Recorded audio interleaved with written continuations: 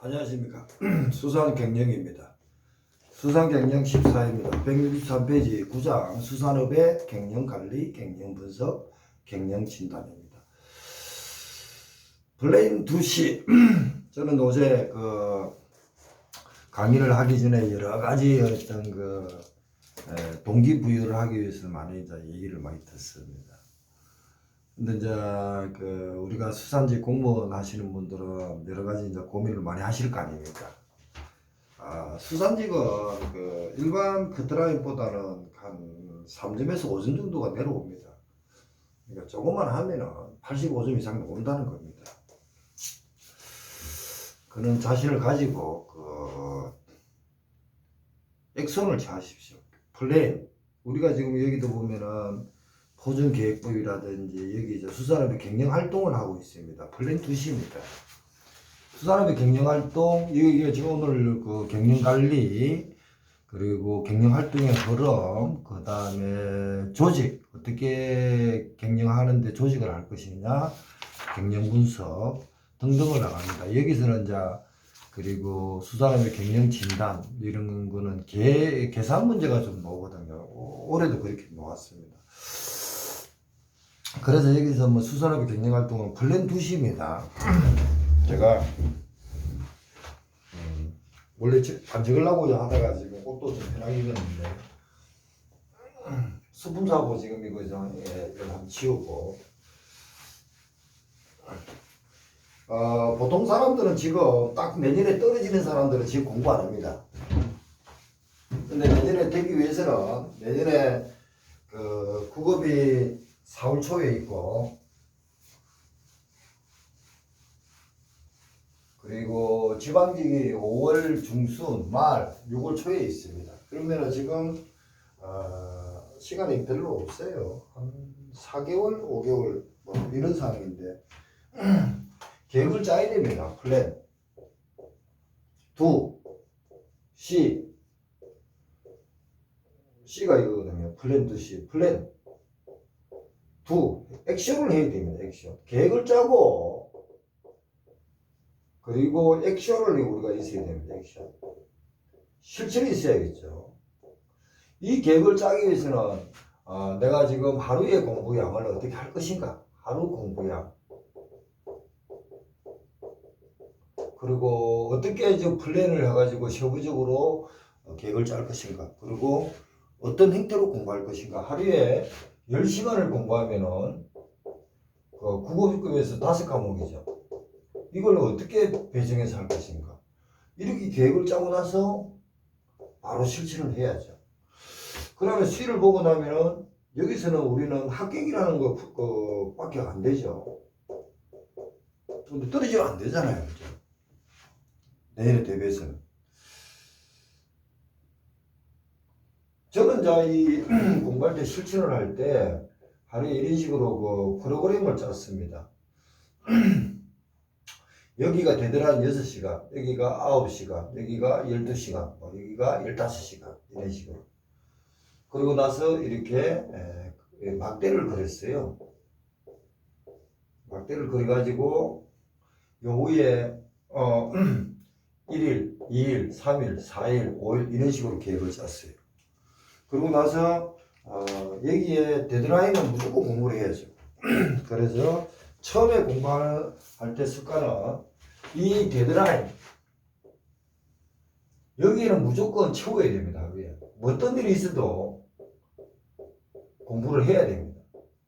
공부 필수입니다. 그래서 이 안에 뭐 영어를 한다, 그 다음에 국어를 한다, 국사를 한다, 뭐 이런 등등등등 해가지고 나중에 습관이 되고 나면은 뭐 10시간, 10시간을 이제 데드라인을 잡을 수도 있겠죠. 뭐 이런 식으로. 이게 지금 우리가 경영 분석하는 거와 똑같습니다. 잘 안 볼지 몰라도 이런 식으로 막대 그래프를 그렸다는 거예요. 공부할 때. 이렇게 그려가지고 저는 그 당시에 6시간은 무조건 공부하자. 이렇게 했습니다. 그래서 2009년도 최근에 공부할 때 2009년이잖아, 그죠? 9년도 공부할 때 제가 이제 7급 채고령 했습니다. 채고령에다가 수수까지 했죠. 간세식입니다. 그런데 이제 7급 채고령 수수기였지만 그때 커트라인이 국사가 어려워가지고 71점인가 그랬을 거예요. 제가 실제 받은 거는 79점 받았을 거예요. 그리고 가산점 5점 간세사가 있으니까 이 가산점이 없어도 수습을 했습니다. 서로 빼도. 근데 제가 실제적으로 공부한 거는 137일인가 8일 했습니다. 8일 했다 칩시다. 그 다음에 이 짧은 시간에 3, 4, 12죠. 한 약 5개월도 안 되는 거 아닙니까? 4개월이고. 약 5개월 안 지지죠. 그럼 이때 어떻게 수술까지 할 수 있을까? 합격을 떠났어. 이런 거. 이런 어떤 컨트롤을 많이 했습니다. 지금도 마찬가지로 제가 여러 가지 사항 일이 많잖아요. 그렇지만 이런 계획을 짜고 오늘 아침에 여기 한 12시 안에 놓았는데 지금까지 정보 수집하고 계획 짜고 책 보고 이런 분석을 많이 했습니다. 그러고 나서 제가 지금 수산물 관계돼 가지고 지금 이제 그 바닷가 쪽에 공장을 그 가공 공장 유통회사를 지금 이제 유통을 하기 위해서 근거지가 필요할 거 아닙니까? 그래서 그쪽으로 지금 경매 일을 경매 쪽의 일을 많이 배우고 있습니다. 제가 중개사 가지고 있고 하니까. 그래서 다음 주에는 화요일 날은 서산에 갈 생각입니다. 월요일 날 내일은 인천에 가보고, 인천도 바닷가 웅진군하고 있잖아요, 그죠?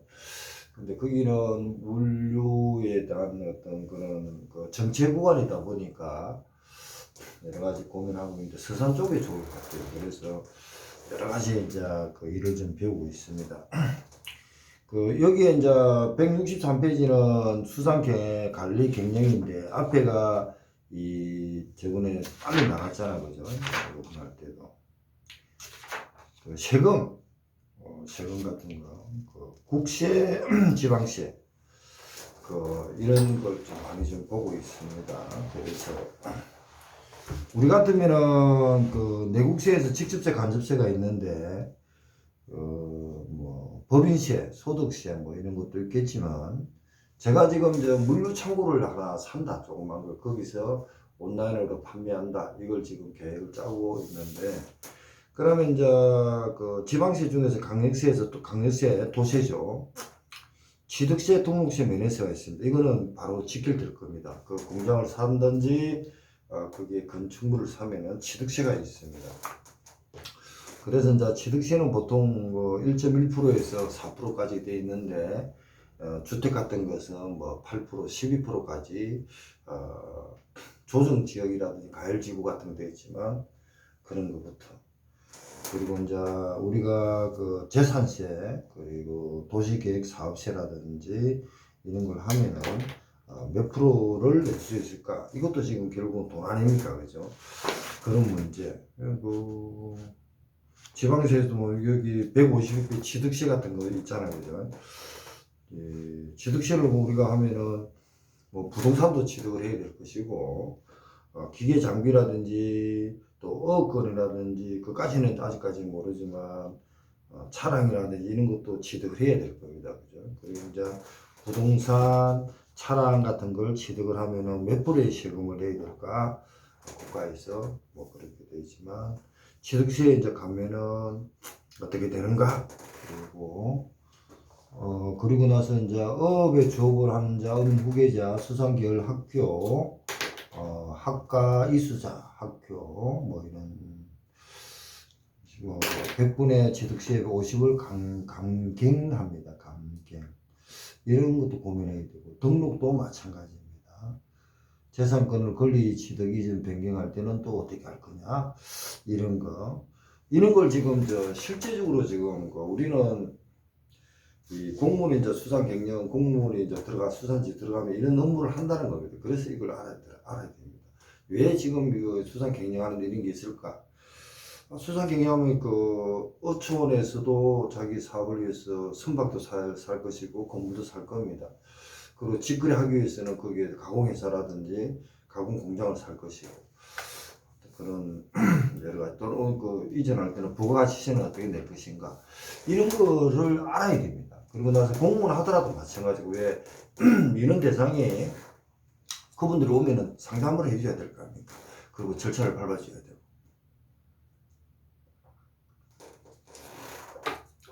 그렇습니다. 네, 오늘 이제 14회고 그러니까 수상 경쟁을 지금 하고 있는 파트가 세금하고 돈하고 문제입니다. 해결을 끝났죠. 해결 끝나고 이제 하는 거 아닙니까? 그래서 가장 껄끄러운 데가 회계 쪽일 겁니다. 회계는 다음에 다시 할 거니까. 지금 요번에는 오타 시각에서 지금 잡고 있는 거거든요. 163페이지 보면은 수산업 경영상 경영관리입니다. 각종 업무 수행이 수산업 경영 목적에 위해서 가장 효과적으로 행해질 수 있도록 여러 가지 시책을 체계적으로 연구하고 경영 조직체를 만들어 이를 운영하는 일을 말한다. 초기의 수산업의 경영은 어업자의 경험에 크게 의존하였지만 수산업의 경영 규모가 확대되어지면서 경영관리에 가가 필요하며 지금은 과학적인 관리 기법이 이용된다. 과학적인 관리 기법은 일단 통계, 수학, 그리고 인터넷 정보를 분석해가지고 믹스시키는 겁니다. 옛날에는 아름아름 경험으로 물어봤잖아요. 그냥 어촌에 하면은 먼저 하시는 동장이나 이장 이런 분들의 경험을 물어가지고 이 선박을 취득하고 했지만 지금은 그것도 필요하지만 통계라든지 그리고 그 컴퓨터로 해가지고 세무서 이런데 세금 여러 가지 이제 정보 그리고 나서 그 의황 분석부터 해가지고 하는 게 경영관리입니다. 그걸 물론 경영 부서에서 하겠지만 일반 어촌이나 우리 같이 수산업을 좀 이렇게 활성화 시킬 수 있는 하는 전문가들도 고민해야 됩니다. 그래서 세금부터 저는 요번에 기회가 돼가지고 아주 좋은 기회를 얻었습니다. 부동산을 가지고 있었지만 경매라든지 부동산 쪽에는 할까 말까 굉장히 고민을 많이 했거든요.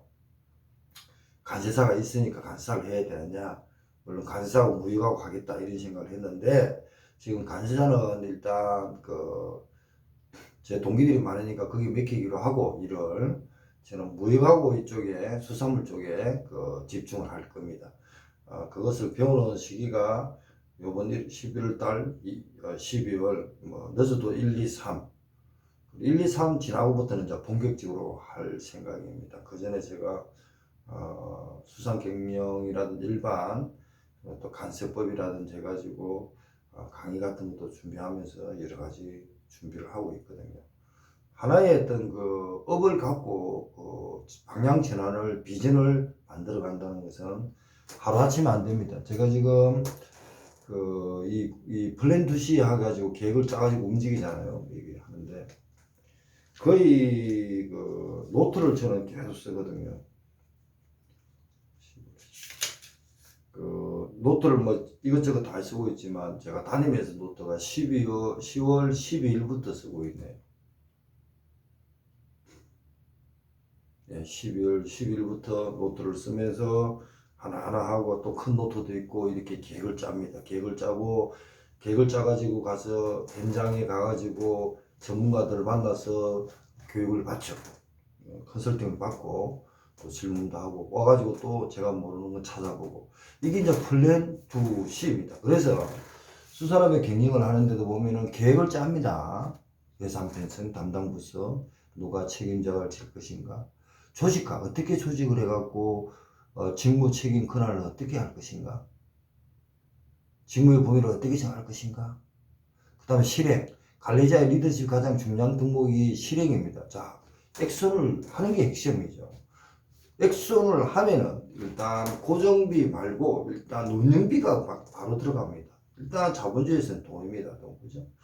실행할 때는 물론 계획을 짤 때 예산 편성을 다 하겠지만 그때는 계획이지 플래닝 어떤 추상적인 계획이라는 겁니다. 실행이 구체적인 계획을 하는 거 아닙니까? 계획 실행하는 거 아닙니까? 그러면 계획보다 돈이 더 들어가면 더 들어가지 작게 들어가지는 않습니다.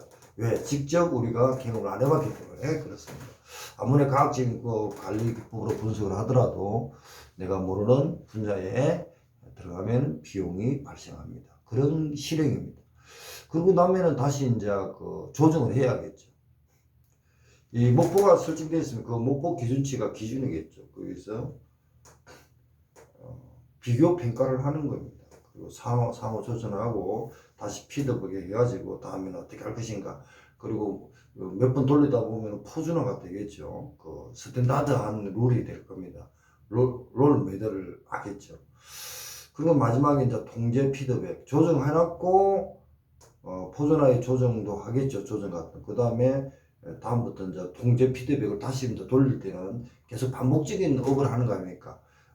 수산업이란 수입을 위해서 기업을 운영하는 겁니다. 계속적인 운영체죠. 그래서 통제 피드백을 합니다. 통제 피드백은 표준 설정 계획, 성과 측정 시행, 비교 분석 통제, 성과 미달의 경우 시정 조치하고 책임자한테 다시 교육도 시키고 뭐 그러겠죠. 이게 이제 플랜 2C입니다. 그래서 계획, 조직화, 실행, 조정 단계, 통제, 피드백. 그럼 조직화를 어떻게 할 거냐? 그래서 조직화는 밑에 이제 계획을 짤 때 표준 계획법은 표준 모델 룰을 5단계로 만듭니다. 그죠? 계획을 짤 때 자신이 경영하고자 하는 형태의 규모와 비슷한 모델을 기존에 있는 것을 컴퓨터로 다 인터넷 분석해보고 그게 전문가 찾아가서 컨설팅을 받습니다. 그 다음에 이제 선정하고요. 선정된 모델에게 기록을 활용하여 경영 성과를 표시하는 성과 일람표를 작성해 갖고 3단계 작성할 일람표에 따라 경영 성과를 분석합니다. 그리고 4단계는 투입량과 생산량을 계획하죠. 그리고 5단계는 소요 비용과 수익의 계획 분석하여 손익계산서를 작성합니다. 손익계산서. 근데 이거는 표준 계획은 계획이잖아요. 그죠? 이렇게 계획을 짜자. 그 다음에 계획을 짜고 나면 표준 계획을 하고 나면요. 그 다음에 조직을 어떻게 할 거냐입니다. 조직하죠. 직무 분담하여 직무 책임 권한을 매각하고 구성원의 창의력 만족도가 활성화되는 거죠. 실행은 현장마다 다릅니다. 실행은 바다마다 다르고 태평양 갈 때 실행 어떻게 하고 이런 거는 그래서 경험 많은 선장, 항해사 이런 분들이 필요하겠죠. 고기 잡을 때 어떻게 잡을 것인가. 근데 이제 두 번째 조직합니다. 조직을 하는데 사업별과 기능별 조직을 합니다. 그래서 이거는 이제 경영학에 있어요. 굉장히 조직화가 중요하거든요. 경영할 때는. 그래서 사업별은 제품별로 혹은 업무별로 조직이 나누어진 조직 구조를 말하는데 자기 완결제 조직이다. 모든 게 그냥 거기서 처음부터 끝까지 다 끝나는 겁니다. 그래서 배를 만들니까 선장 위주로 다 되고 있죠. 선장이 태평양 가서 고기 잡으러 간다. 북태평양 가서 고기 잡으러 간다. 러시아 쪽에 잡으러 간다. 그럼 선장한테 맡기는 거예요. 국가적인 조직입니다. 그래서 기능과 조직이 용이합니다. 왜냐하면 선장의 리더로 가지고 밑에 부서가 되어 있죠. 그리고 선장이니까 책임 소재가 명확하고 그리고 환경에 따라서 즉각 신속적으로 대응할 수 있고 그러다 보니까 큰 선단이라든지 주식회사 큰 기업에서는 태평양 따로 대서양 따로가 있다 보니까 부서가 만약에 부서를 보더라도 중복된 조직이 있겠죠. 사별 조직에도 보면은 예산팀이 있을 것이고 경영팀이 있을 겁니다. 그런 식으로 인사팀이 있고 사별로 조직 그리고 사별 조직이니까 결국은 사업자도 별도로 냅니다. 그래서 제가 셰프하고 이제 생각해서 같이 봅니다. 그러니까 태평양 부서에 있는 사업자가 A면은 A-1번이 사업자를 받았다. 예를 칩시다. 그럼 거기에 경영팀, 인사팀, 회계팀 다 있는 거죠. 그리고 업팀, 그죠? 작업팀, 수선팀. 그러니까 중복된 조직이 있겠죠. 왜? A-1 사업자가 있고 A-2 사업자가 대상이 있을 겁니다. 그래서 중복된 조직이 있어 부모의 불경제와 비효율성이 있다. 기능지기가 부서별로 분산되어 전문 지식과 기술 발전 다소 불리하다 등등등 이렇게 되어 있습니다. 그러면 그걸 보완하는 게 기능별입니다. 기능별은 조직 전체 대기업에서 조직 전체에서 리더를 두고 그 밑에 부서가 있는 거죠. 경영팀 쫙 그리고 인사팀 쫙. 그럼 경영팀이나 인사팀에서도 그 대서양이든 태평양이든 인사팀을 한 몸에 다 관리하는 거죠. 그리고 구모의 경제를 제고할 수 있고 기능 중복도 되지만 기술 같은 것도 서로 위인해가지고 협력해서 사용될 수도 있겠죠. 그리고 한 그 구성 간 응집력이 강하죠. 소통이나 조정도 용이합니다. 문제는 각 부서별로 태평양 업 작업하고 대상업 작업이 다를 겁니다. 그런 조정의 결례가 될 것이고, 그리고 부서가 파벌이 강합니다. 왜냐면 아까 구성과 응집력이 강하다 보니까 경영팀하고 인사팀하고 협력이 되는데 협력이 안 된다는 겁니다. 책임 소재가 불분명하다. 왜냐면 사업을 하는데 경영하고 인사하고 협력돼야 되는데 나중에 어떤 그 결과가 나오면 결과에 대한 책임질 사람이 없다. 이런 문제가 있습니다. 특히 공무원들이 그렇습니다. 자, 매트리스 조직입니다. 프로젝트 팀과 기능직 조직, 기능직입니다. 기능직 조직이 절충한 조직입니다. 그래서 보통 어떤 일이 생기면은 비상체계를 해가지고 매트리스 조직을 만듭니다. 그래서 이제 개청원리라는 것은 피라미드 행인데 명령 이론이나 원리 같은 게 적용되지 않고 매트리스는 팽팽한 어떤 그런 수평적인 구조를 가지고 있습니다. 그래서 프로젝트가 하나 끝나고 나면은 원래의 조직으로 복귀합니다. 그러다 보니까 그 A라는 어떤 사람이 프로젝트 팀에 착출이 돼가면은 원칙 직장의 그 직위도 가지고 있으면서 입장 업무를 합니다. 그러다 보면 비밀 누설도 가능하고 여러 가지 어떤 그런 문제가 있다. 그래서 사업부서의 신속한 기능과 기능부서의 전문성을 결합한 이중적인 그런 조직인데 등등등 있습니다. 장점은 인적 사원의 효율적 운영과 시차의 변화, 그러니까 상황 분석, 시차의 변화의 융통력, 시차입니다. 단점은 기존 부서와 신규 임시 부서의 이중적 지위에 있다 보니까 혼란도 되고 정보 노출도 됩니다. 자, 동대적 조직이 있고요. 지금은 세계화 환경이 불확실하기 때문에 동태적 조직이라 매트리스 조직을 많이 활용합니다. 경영 환경이 변하면 이 기존에 있던 어떤 그 루틴한 업무가 아니잖아. 그러면은 거기에 어떻게 적응할 건가? 이게 그거에 따라서 아메바 같은 조직을, 그것도 이상한데. 하여튼 상황에 따라서 계속 조직이 변하는 게 동태적 조직이고 개방적이다. 그리고 창조적이다. 그래서 위기가 올 때는 있잖아. 굉장히 어떤 그 사포한 사람보다도 그게 적응할 수 있는 사회 적응적인 어떤 사람이 성장을 할 수밖에 없다. 그게 이제 프로젝트 팀이라든지 태스크포스 팀 이런 거 있습니다. 별동대 같은 게 이런 거 들어보시잖아요. 그러니까 보통 이런 뭐 띠리띠리 하고 있다가 어떤 일이 생기면은 막 착출이 돼가는 사람들 있잖아요. 그런 사람들이 능력이 있는 겁니다. 지금 현재의 상황에서. 제가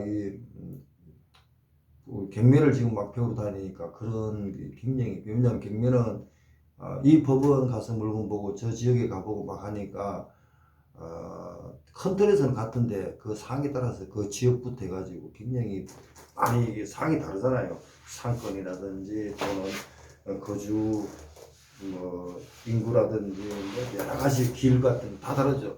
그러니까 동태적인 어떤 그런 생각이 굉장히 필요한 것 같습니다. 그러니까 정을 빨리 해야 되고 그런 걸 지금 많이 하고 있습니다. 그 다음 165페이지가 이제 경영 분석입니다.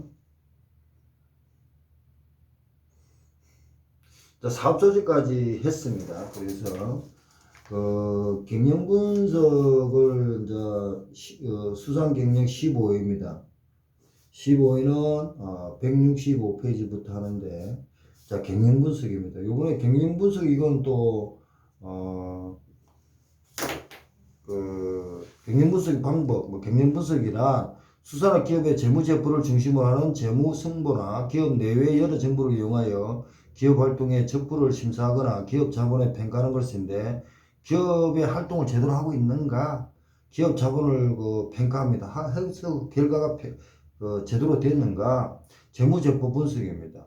그래서 재무제표 분석이랑 대차대조표나 손익계산서 등의 근거로 경영 상태를 파악합니다. 왜냐하면 일단 우리가 수산 기업은 주식회사 개념을 가지고 있잖아요. 그죠? 개인 기업이 아닙니다. 주식회사 개념을 가지니까 투자한 사람들이 주주가 있을 겁니다. 그 사람들에 대한 보고도 필요하지만 그 사람들의 이익 배당 것도 중요하거든요. 그러니까 경영 분석을 할 수밖에 없다는 얘기입니다. 그런 식으로 보고, 그래서 그 경영 분석 방법은 구성비율법, 관계비율법, 추세분석법, 경영 분석 지표는 기업의 성장이나 수익성 등을 확인하기 위한 지표입니다. 지표로 비율을 나타낸다. 수익성, 안전성, 활동성, 성장성, 시장 가치 분석, 비율 분석 이런 것도 있지만 이런 계산이 지금 시험에 올해도 나오고 계속 나옵니다. 그래서 보니까 일단 끊고 다시 하겠습니다. 경영 분석 165페이지부터 15회를 하겠습니다. 네, 14회 마치겠습니다. 감사합니다.